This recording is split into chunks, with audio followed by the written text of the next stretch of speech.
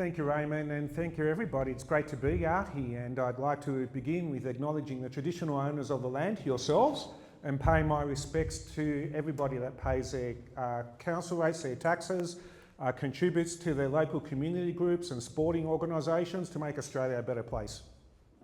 Now, look, I hope everybody had a nice Christmas and New Year period, and a lot has happened. But before I get into it, I want to touch on something that Raymond just brought up, which is very important to your counts, to the people out here, especially if you're going to face a council rate rise.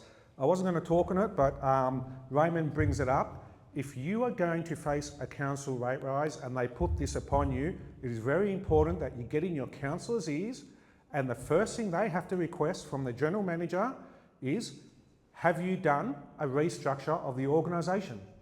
Come back to us as a council group and do and show us what you're proposing to restructure your organisation and where you're going to find your staffing cuts. Because I guarantee you every council is very much bloated, especially on the excess management, on the upper management and middle management side, and you'll be surprised that you could actually save millions of dollars when they, when they do a restructure of the organisation.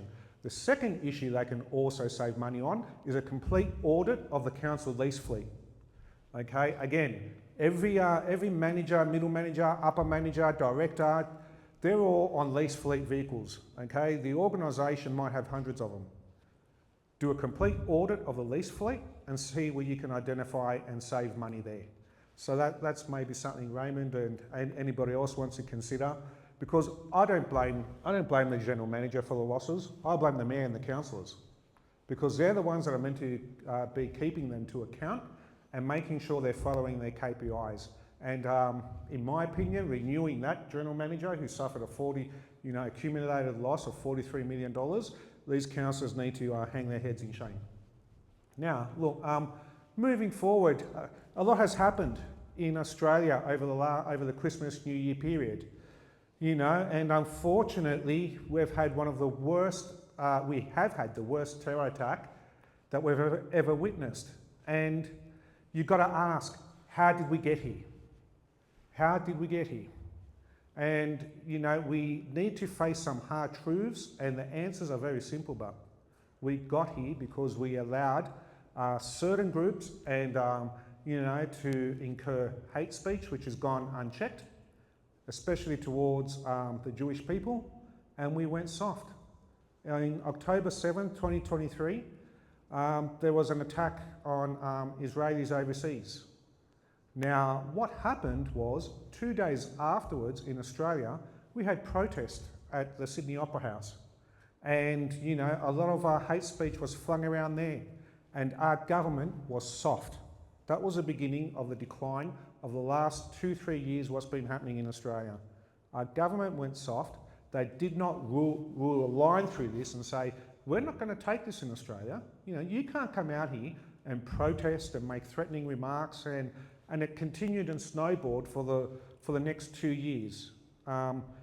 Anthony Albanese and his government, Penny Wong, and in all their wisdom, they then advocated for a Palestinian state, and they went in very heavily, even though the rulers of the Palestinian state, Hamas, are a labelled terrorist organisation. And it's just emboldened those that hate our society and hate Western life and hate the Australian values to keep going.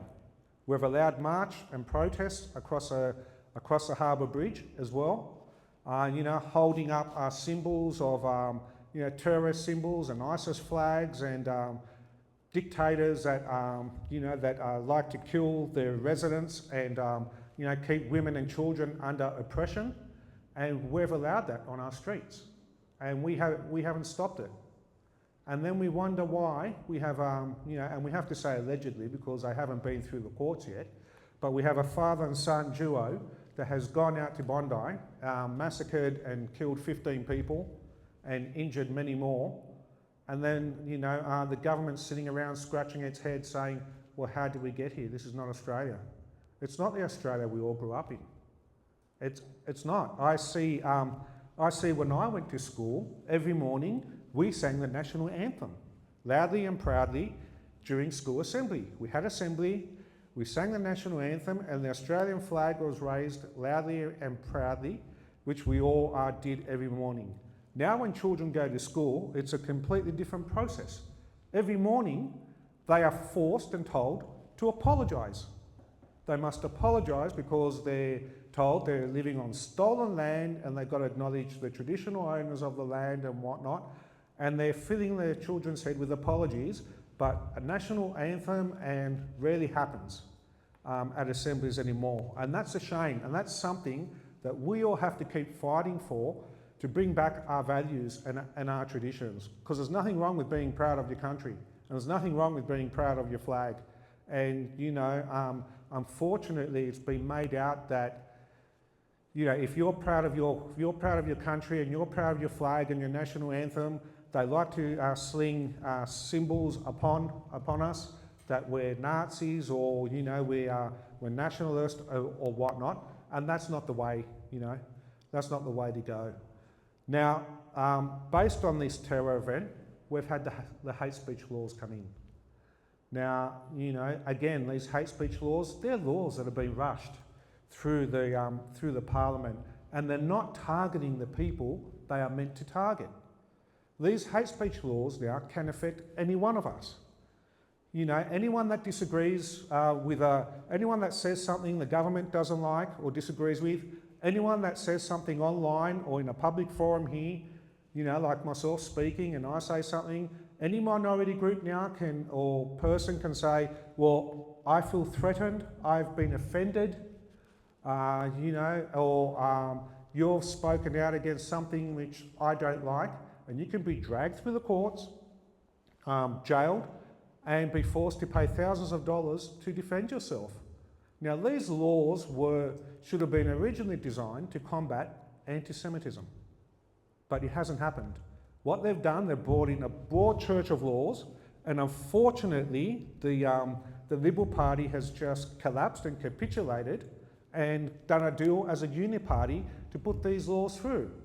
And it just shows where the Liberal Party is in Australia at this day and age, and how pathetically weak they really are, because they've been well and truly played. And if they're saying they're being backed in a corner, and other people are saying they had no choice because they said we have to recall Parliament to bring back hate speech laws, the choice was very simple. They could have come out and showed some backbone and said, yes, we did want to bring in these laws, we did want to bring in, we did recall Parliament, and we'd wanted hate speech laws. But we're not voting for this proposal under Anthony Albanese and his Labor government, because they're not the hate speech laws designed to target anti-Semitism only. You've now mixed up and included the whole population of Australia, and they've muddled up the whole issue and confused the whole issue. That could have been their comeback, and they should have stuck firm with that. On top of that, gun owners have paid the price. Legitimate gun owners, legal gun owners, have paid the price as a distraction for the government's failure to protect us all. Legal gun owners are not the problem. It is the guns on the black market that we have, and we have a problem in Australia with guns on the black market. When you can buy a pistol between $2,000 and $5,000, if you're in the criminal underworld, that's not much to do your dirty work.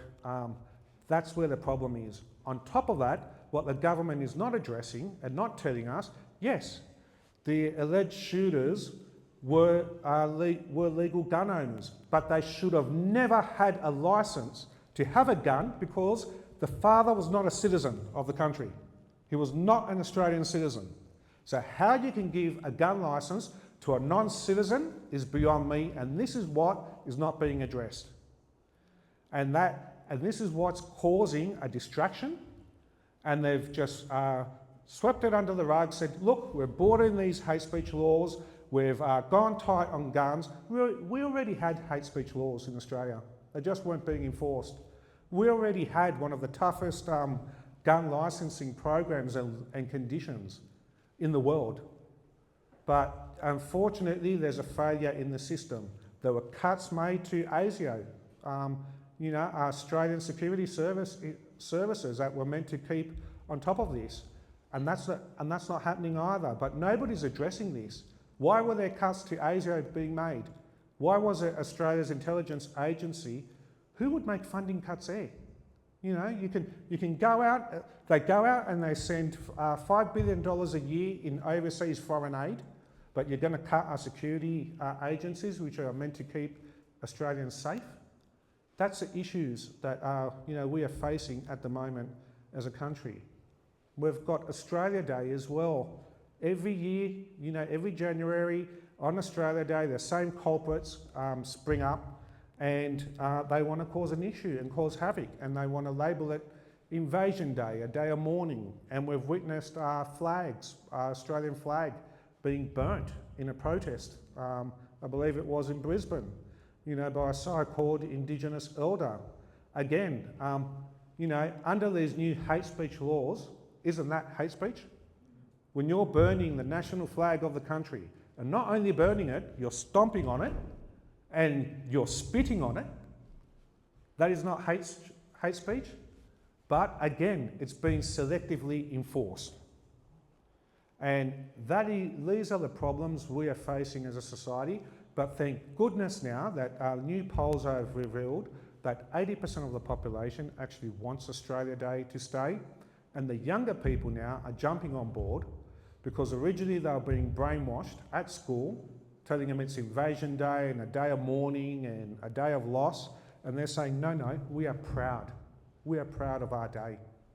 And there's a myth that a lot of the ethnics, want to change the date as well. That's not right.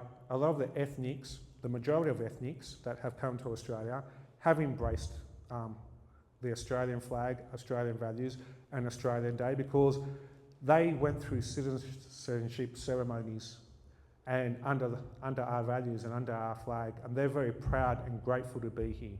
What we're hearing is from the loud minority.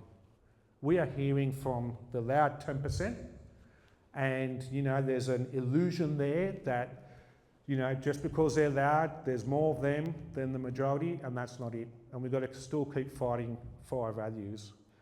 And I'll touch on an issue that made big news a couple of weeks back. Is anyone aware of the so-called councillor that compared Australia Day to Holocaust and an invasion day? Yeah, well, that councillor, he sits on my council, and his name is Ahmed. And I've had many run-ins with Ahmed since he got elected to council October a year ago, because in my opinion, I've just fed up with Ahmed bringing international issues to the council.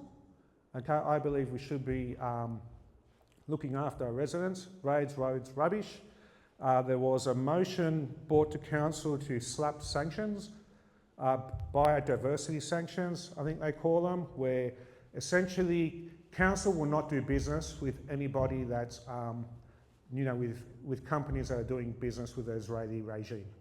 And the way they label it is that, they call it an ethical procurement policy, to put it nicely. And they're saying, if a company commits human rights violations and whatnot, well, these are companies like Hewlett-Packard, KFC, Coke, and how are they committing human rights violations?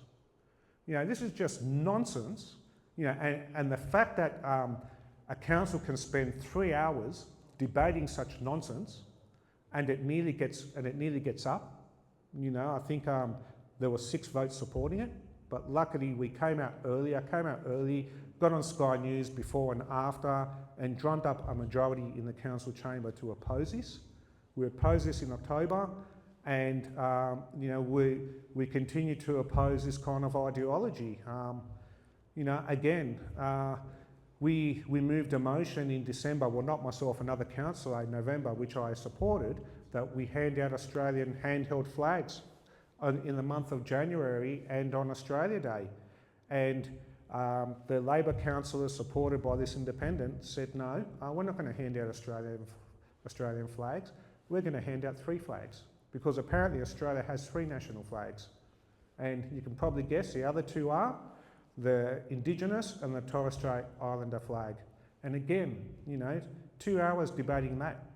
Why are councils wasting their time with such idiocy? We're the only country in the world that is not proud of their flag, that carries, supposedly wants to recognise 3 flags. And I made the point, when we go to war, we've only ever fought under the Australian flag. When we go to the Olympic Games, athletes compete, and if they win a medal, they win it under the Australian flag. That's the anthem that gets sung.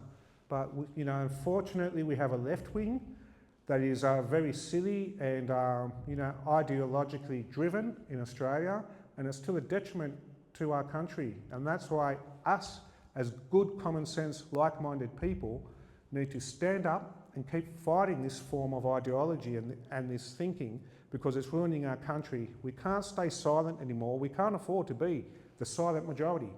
We need to be aware of who we're voting in on our councils, in state member of parliament and our federal politicians, and hold them accountable.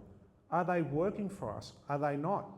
And I'm not surprised to see the surge in One Nation. They've gone through the roof in support, because unfortunately, the Liberal Party stands for nothing. We know what the Labor Party stands for. We know what the Greens stand for. But nobody knows what the Liberal Party stands for anymore, because they are not the Liberal Party of conservatives and the common sense and fighting for our values and our way of life and being proud of who they are. And it's showing in their poll numbers now. It's showing when you stand for nothing, you'll get nothing.